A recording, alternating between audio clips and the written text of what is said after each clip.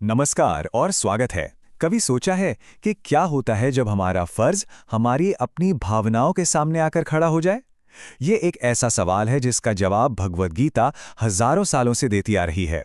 तो चलिए आज हम उद्देश्य और कर्म के उसी गहरे ज्ञान को समझने की कोशिश करते हैं। देखिए, ये सवाल, ये दुविधा हम सब की जिंदगी में कभी ना कभी जरूर आती है। और मजे की बात यह है कि यही वो कश्मकश थी जिसने कुरुक्षेत्र के मैदान में महान योद्धा अर्जुन को भी बिल्कुल लाचार कर दिया था। जरा उस सीन को इमेजिन कीजिए। कुरुक्षेत्र का मैदान है, युद्ध के लिए बिल्कुल तैयार, शंख बज चुके हैं और महान योद्धा अर्जुन अपने ही रिश्तेदारों, अपने ही गुरुओं को दुश्मन की सेना में खड़ा देखकर कांप उठते हैं। उनका मन, उनका दिल शक और दया के एक अजीब से तूफान में फंस जाता है। तो बस इसी हालत में अर्जुन कृष्ण से ये सवाल पूछते हैं। सोचिए, इस एक छोटे से सवाल में उनकी पूरी अंदर की लड़ाई छिपी हुई है। एक तरफ है उनके अपने लोग, उनके अपने इमोशंस, और दूसरी तरफ है एक क्षत्रिय होने का उनका फर्ज, उनका अटल कर्तव्य। और बस यहीं पर अर्जुन के इस गहरे संकट के जवाब में श्री कृष्ण एक ऐसा रास्ता दिखाते हैं, एक ऐसा सिद्धांत सामने रखते हैं जो कर्म से जुड़े हर कंफ्यूजन को दूर कर देता है। वो अर्जुन को बताते हैं स्वधर्म के कॉन्सेप्ट के बारे में। तो ये स्वधर्म आखिर है क्या? सीधे शब्दों में कहें तो स्वधर्म का मतलब है किसी का अपना नेचुरल कर्तव्य, वो रास्ता जो किसी के असली स्वभाव के हिसाब से बना है।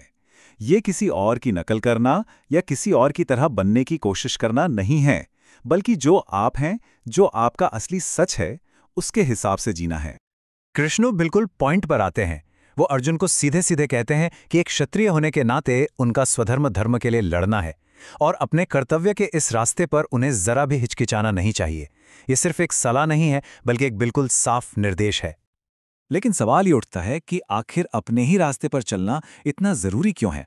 क्यों इसे सबसे ऊंचा सिद्धांत माना जाता है? चलिए इसको थोड़ा और गहराई से समझते हैं।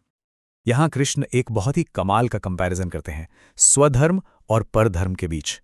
वो समझाते हैं कि अपना नेचुरल रास्ता यानी स्वधर्म भले ही कितना भी मुश्किल क्यों न लगे, वो हमेशा किसी और के रास्ते से बेहतर होता है, फिर चाहे दूसरे का रास्ता कितना भी आसान या आकर्षक क्यों न दिखे।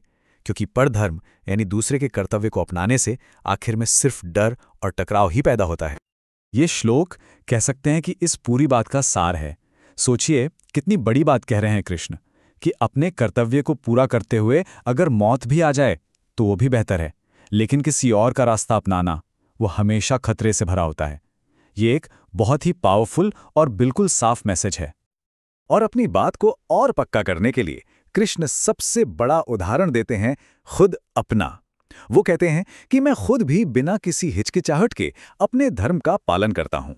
और ये सोचने वाली बात है ना, कि जब भगवान खुद अपने कर्तव्य से बंधे हैं तो फिर एक इंसान इससे कैसे मुंह मोड़ सकता है? तो अब ये बात सिर्फ एक योद्धा के कर्तव्य तक ही सीमित नहीं रह जाती। कृष्ण इस सिद्धांत को एक यूनिवर्सल लॉ, एक ऐसा नियम बना देते हैं जो समाज के हर एक इंसान पर लागू होता है।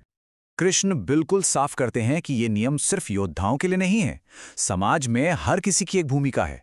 चाहे वो ब्राह्मण हो यानी शिक्षक और विद्वान, चाहे वो क्षत्रिय हो यानी रक्षक और शासक, या फिर शूद्र हो जो सेवा प्रदान करते हैं।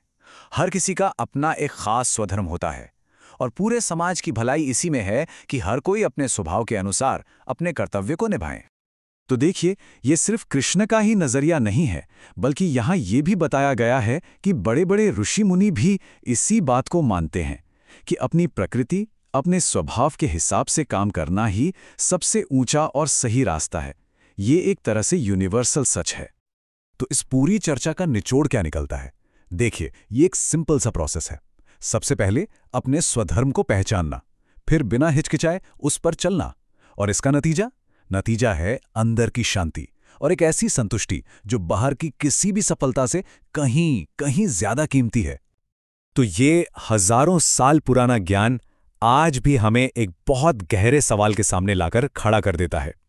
किसी भी इंसान की अपनी जिंदगी में उसके अलग अलग किरदारों और उसकी अपनी क्षमताओं के बीच उसका असली स्वधर्म क्या है? और ये एक ऐसा सवाल है जिसका जवाब हर किसी को खुद ही खोजना होता है।